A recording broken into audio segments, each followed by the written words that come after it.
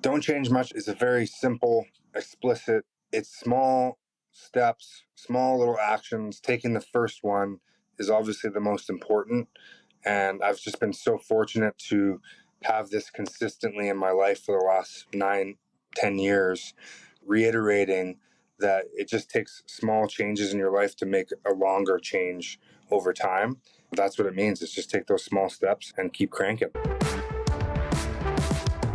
Hey, this is Buzz Bishop in for Dan Murphy on this episode of the Don't Change Much podcast, brought to you by the Canadian Men's Health Foundation.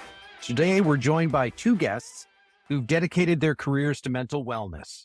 Former All-Star linebacker, two-time Grey Cup winner, and mental health advocate Shay Emry, and Dr. Matthew Chow, a clinical specialist in mental health with a focus on children, youth, and families.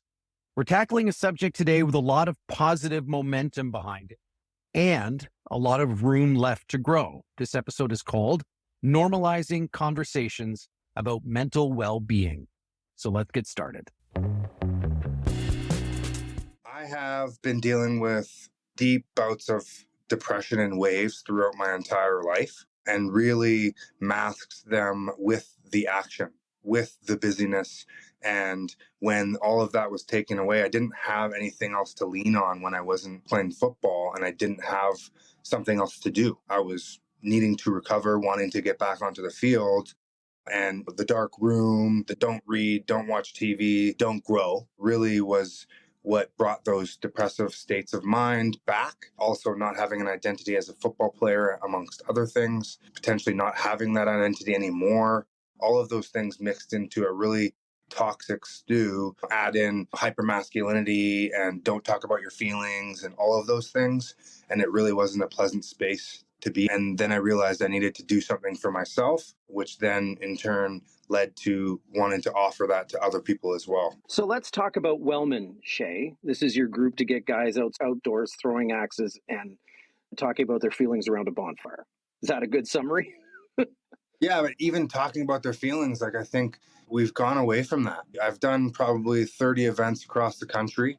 And this is my transition out of football, trying to figure out what's next for me, wanting to build my network and be a part of, find my locker room, right? Find my language crew, my cohort. And really what it was, I want to take an action-based approach to provide an activity to then have the conversation. Because when men are busy, they're not thinking about what the conformities.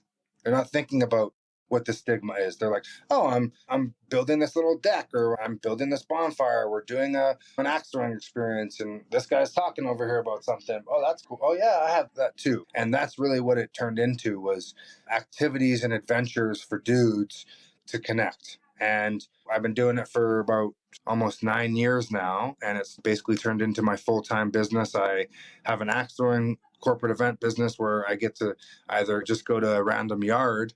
Like we did a construction company, or no, a trucking company last month. Randomly, I'm having conversations. This is who I am. This is what I do. I don't go at it with brash, emotional intelligence. I'm really just there, dude, having a conversation and communicating about who I am and what I love to do. All right, Matt, we would call these back in the day maybe icebreakers or team building events. And you're just, when you take it away, you're doing it on a guy scale and just breaking the ice to have more real conversations.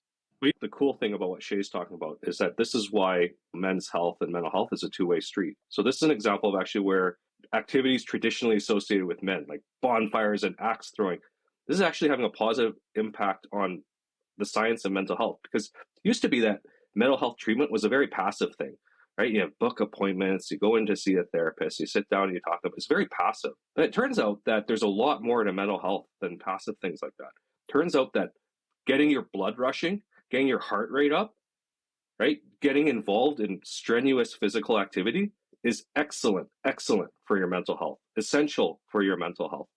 And Shay, you might not realize that throwing that axe is actually doing some really neat things inside your brain, in terms of like actually promoting the healthy rejuvenation of your mind, of your brain.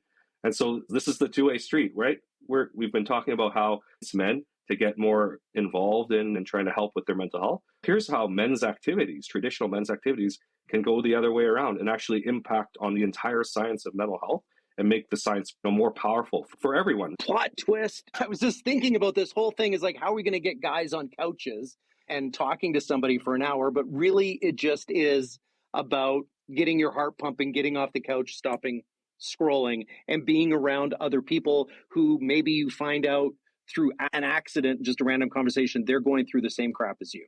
Yeah. You're up on a hike and you're like, the oxygen's super thin and you're like, just like your heart rate's just like pumping.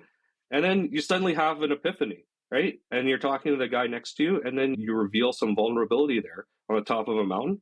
I'm all for that. That's actually a very natural way for people to engage.